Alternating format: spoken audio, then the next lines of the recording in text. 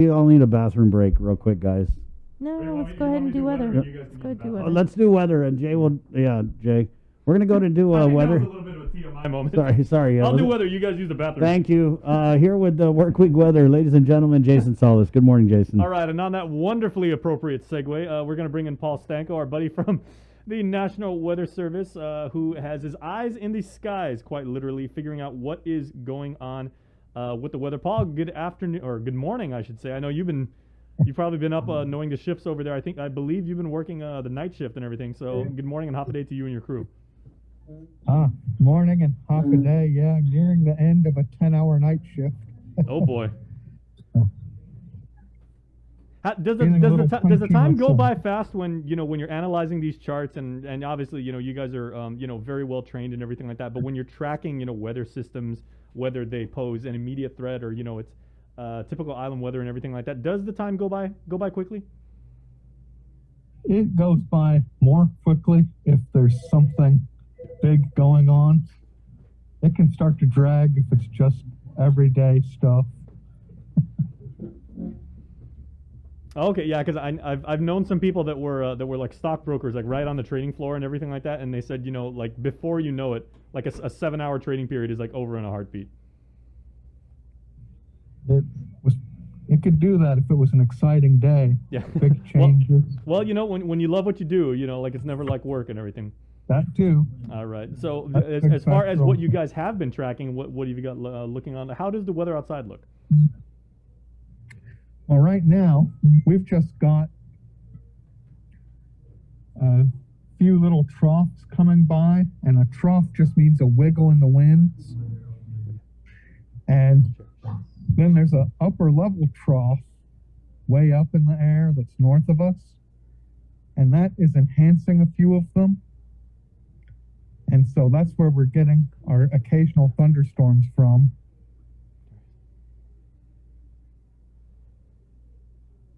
Okay, are you still there, Jason? Yep, I got you. Yeah, so you were talking about the troughs and everything like that. I'm looking at your Okay. the third slide of the Sorry. series. And so those little troughs are just wiggles in the wind, but that's just enough to shake loose some moisture. And that's why the moisture is coming and going, kind of.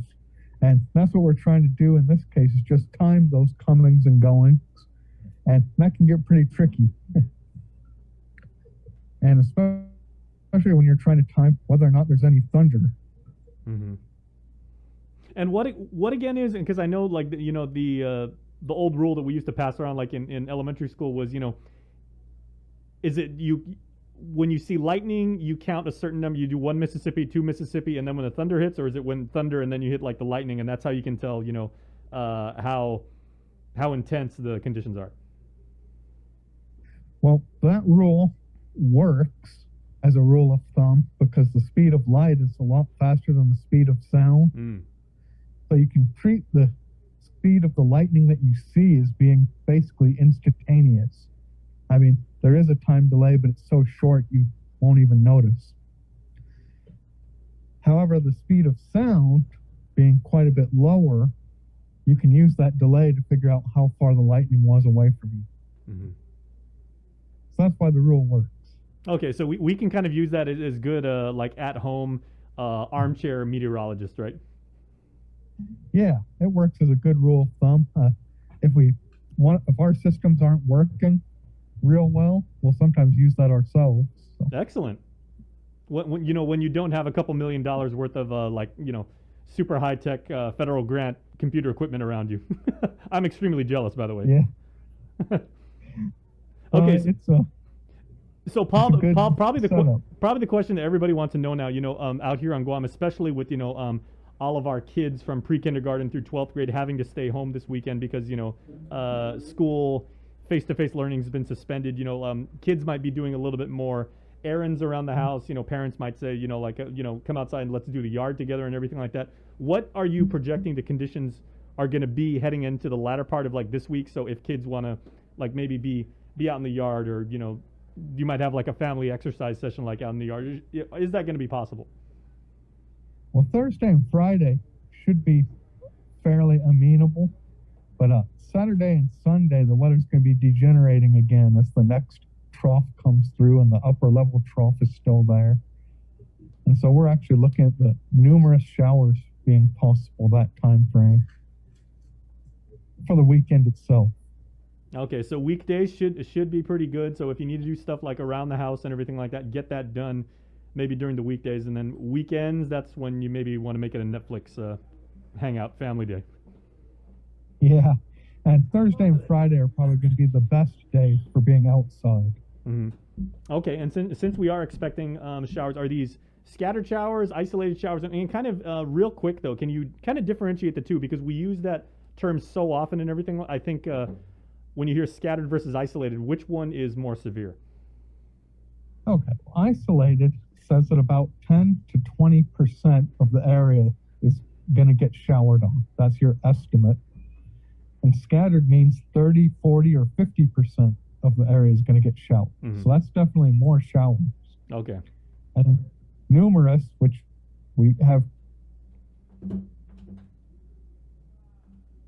the forecast this time.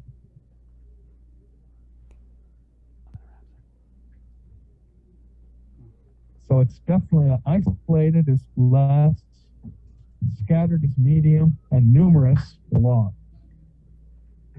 All right. Well, Paul, we're going to let you go because I know you got, even though the conditions are clear right now, I know you and your hardworking team over there, you guys have like a lot of work, especially when you're just wrapping up a 10-hour shift. So we do appreciate it. And as you see on the screen, everybody, this is the word from the man himself: lightning and showers expected this weekend. This week should be really, really good island weather, straight from Paul. And watch for lightning this weekend. That's always something to keep an eye on.